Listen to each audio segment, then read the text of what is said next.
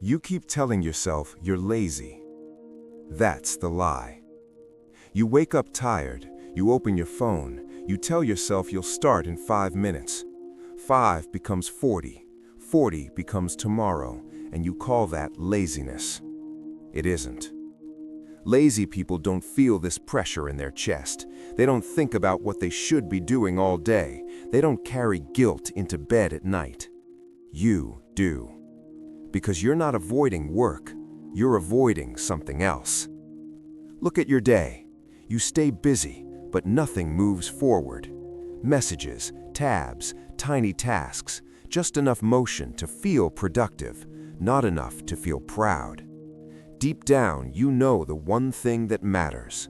The call, the page, the workout, the decision. And every time you get close to it, your body resists.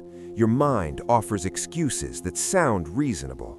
Later, not ready, tomorrow will be better. That resistance isn't laziness, it's protection. From discomfort, from judgment, from finding out who you really are if you try and fall short. So you stay in the safe zone, busy, distracted, untested.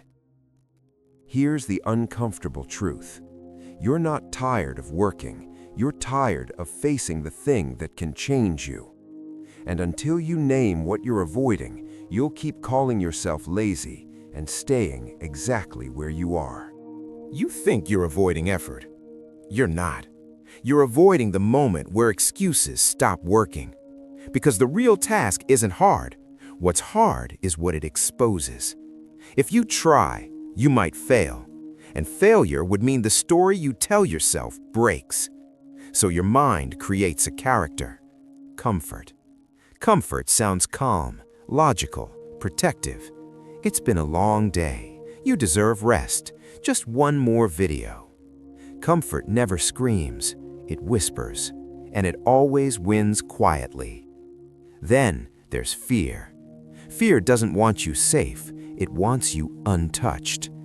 Fear says, if you don't start, you can't be judged. If you don't commit, you can't lose. If you don't try, you can still believe you're capable. So you hesitate, you hover, you almost begin, then pull back. Not because you're weak, but because starting means crossing a line. On one side, imagination. On the other, reality. Reality keeps score. That's why you clean instead of create, plan instead of execute, watch others live the life you rehearse in your head. You're not lazy, you're negotiating with fear and comfort every day and letting them decide for you. But here's the problem. Every time you listen, they get louder. Comfort never charges you up front. It sends the bill later. At first, it feels harmless. You skip today. You promise tomorrow. Nothing breaks. Life keeps moving. So your brain learns the lesson. Avoidance is safe. Days stack quietly, then weeks, then years, and something discipline would have built, confidence, skill, self-respect, never shows up. Instead, another character appears, regret.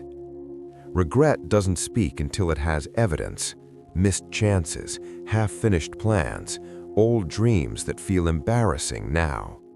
You notice it in small moments, watching someone younger do what you delayed, hearing your own advice sound hollow, looking busy but feeling behind.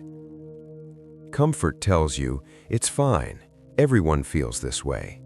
That's another lie. Everyone feels resistance. Not everyone gives in, because comfort doesn't just steal progress, it rewires identity. You stop seeing yourself as someone who acts, you become someone who thinks about acting. And that shift is dangerous. Discipline builds forward pressure. Comfort builds inertia. The longer you stay still, the heavier starting feels. Here's the part no one warns you about. Avoidance ages you. Not your body, your spirit. One day you realize the fear isn't failing anymore. It's that nothing is happening. And by then, comfort is no longer comfortable. There's a moment most people never create on purpose, but it happens anyway. You catch a glimpse of yourself further down the road. Same face, same voice, different weight in the eyes. This version of you isn't angry. That would be easier. They're quiet. They don't ask why you failed. They ask why you never committed. They remember every time you almost started, every night you said tomorrow, every decision that felt small but wasn't. Future you doesn't blame fear. They understand it.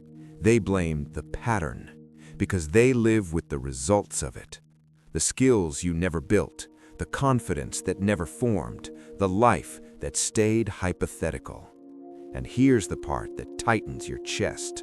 Future you knows you had enough time, enough energy, enough potential.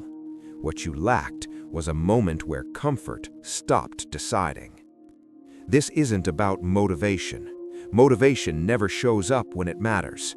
This is about a line you either cross or keep standing in front of.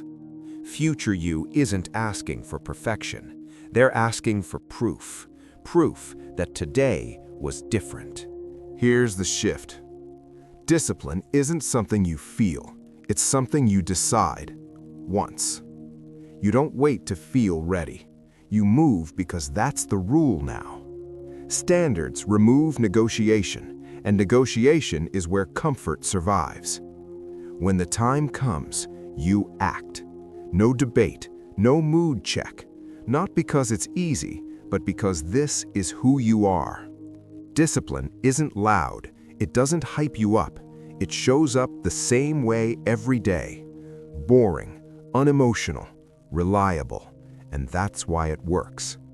One action, done badly, done consistently. That's how identity changes. You stop asking, "Do I feel like it?" and start proving, "I don't break promises to myself." You were never lazy. You were protecting yourself from discomfort. But growth demands exposure to effort, to failure, to reality.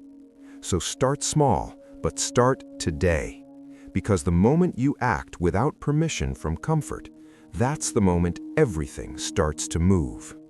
And the next time you hear that voice say, "Not now," you'll know exactly what it's afraid of.